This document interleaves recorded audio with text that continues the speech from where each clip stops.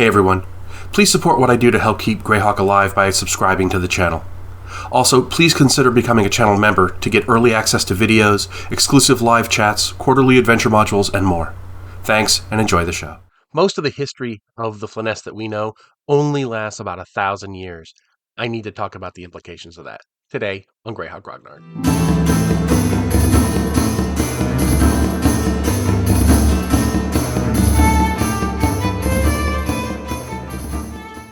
It's a little disconcerting to realize that what we know about the Flanaess is almost negligible, and especially what we know about history before the time of the great migrations and so forth. So just to lay this out, the invoked devastation and the reign of colorless fire, the Twin Cataclysms, they're kind of the event that kicks off history in the Flanaess. They were the end of the Great Wars between the Sulois Imperium and the Baklunish Empire. Both of those realms were destroyed. The Sul Imperium was utterly destroyed and turned into the Sea of Dust. Baklunish Empire was mostly destroyed and returned into a state of savagery and later a collection of smaller kingdoms and so forth. But it was that event that really kicked off the migrations into the Flanaess, so that we have the Iridian people moving in, we have the Sul people moving in. They disrupt the Flan people who already lived there, and that's where the history starts to come in, where the kingdom of Kaoland is founded, and then the Great Kingdom is founded, and all that, and expands and contracts and all that. All that stuff happens only 1,000 years. That's the let that sink in. Is it takes 1,000 years for us to get from complete and utter destruction of civilization as we know it, and to a point where we are at the gold box and the Greyhawk Wars and so forth. And when you compare that to European history, I usually take the fall of Rome as analogous to the fall of the Sulois and the Baklunish. That happened in around 450 something AD, and so you're looking at 1400 uh, 1450 AD in Europe. And when you look at that, a lot of stuff happened between 400 and 1400 in Europe.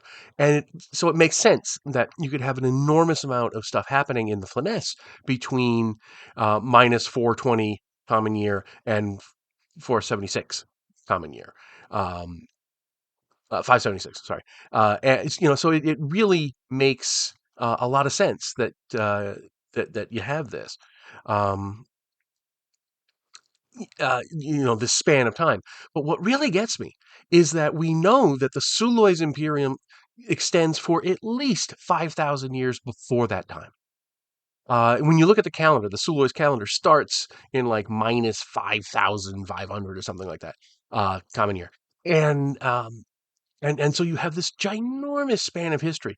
It would be akin to living in the late Middle Ages in the 1450s and not knowing almost anything about what happened in the Roman Empire or Alexander the Great or ancient Egypt or anything like that. It was it's extraordinary how little we know about the thousands of years that precede the modern era of the Flanaess of Greyhawk. Um, when you consider the really we have some little bits and pieces here and there. Roger Moore did an article in Dragon 430 about the orbs of dragonkind and their history, and that touches on some things that happened in the Sulois Empire. Um, but it's very, very tightly focused, right? It's not like this a general um, uh, survey of history of the Imperium. It's very tightly focused on the history of the orbs of dragonkind and how they were used in specific ways and the specific battles and created and so forth. So we do get some idea, some idea of what's going on. There's names. There's this revolted against this person and so forth. But we don't get a grand sweep of history. And we know even less about the Baklunish. We know a little bit about the Flan before the entry of the migrations. There was a living Greyhawk extra bonus thing on the Wizards website about 9 years ago. It's been taken down since then, but you can still find it on archive. archive.org, that goes into places of interest in the Flanaess, and one of them was the Bright Desert, where it expands on some stuff that, and it was a Flan uh, center of civilization before it became a desert.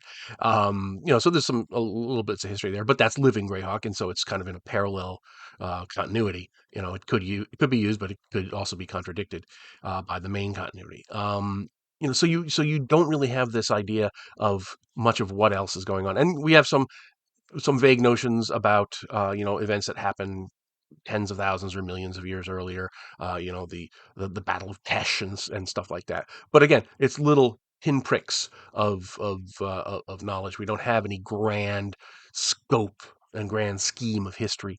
Um, but it's interesting to see just how much happens in the Flanaess during that 1,000-year period. We have the rise and fall of Vecna's empire. We have the migrations of the Sulois people and the Iridian people into the Flanaess. And as I mentioned, they kind of displace and overtake the Flan people who are already there. We have the foundation of the kingdom of Kaolan. We have the foundation of the kingdoms of Erde and Nairon, and then they fight at the Battle of a Fortnight's Length. And then there's the Great Kingdom. The Great Kingdom takes over just about everything up to here, all the way back to here. It's this whole range of area of the Flanaess is under this one rulership, and then it slowly kind of is brought back to the to what we now know as the Great Kingdom, as its outer dependencies break away and declare independence and so forth. So you have this grand. We do have that idea of the Great Kingdom, expands out, covers most of the continent, and then is pared back again because of its own indolency and evil and so forth. But the idea that all this takes 1,000 years, only 1,000 years to go from nothing to the Flanaess that we know. To me, is just extraordinary that so much is packed in there. But when you look at the sweep of history in Europe, it makes sense because you have the same idea. You have the fall of Rome and a bunch of wandering barbarian tribes like the Visigoths and the Vandals and Ostrogoths and so forth. And you go from that, and in a mere 1,000 years, you have the height of the age of chivalry. So in that sense, it does make perfect sense. And the fact that Gygax, was well enough versed in history to realize that, and to not say, oh, well, civilization has to have existed here for thousands and thousands of years. He's self-confident enough that, yes, you can have a perfectly adequate, perfectly acceptable civilization emerge in that time. And in fact, we have several that emerge and are and then pull back and then are replaced again, all within that time frame. So yeah, when you consider it, there's a great on Greyhawk Online. There's a great overview of the historical timeline. That gives all the little points that we do know about, and it looks pretty extensive. But when you consider the amount of time that it covers, it's really sparse. And again, it lacks those great sweeps of history and the themes and so forth that we see in Earth history.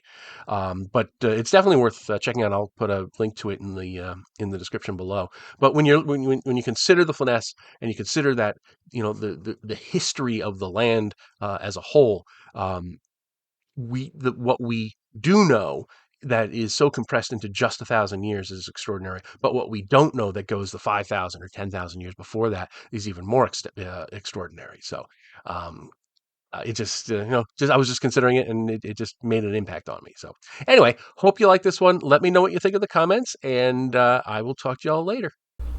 Thanks for watching today's video. Please remember to hit the like button and subscribe to the channel. Below you'll find links to my Patreon, which helps make these videos possible. You'll also find the web store where you can buy my books, and my blog where you'll find all sorts of free downloads and other articles. Thanks, and have a great day.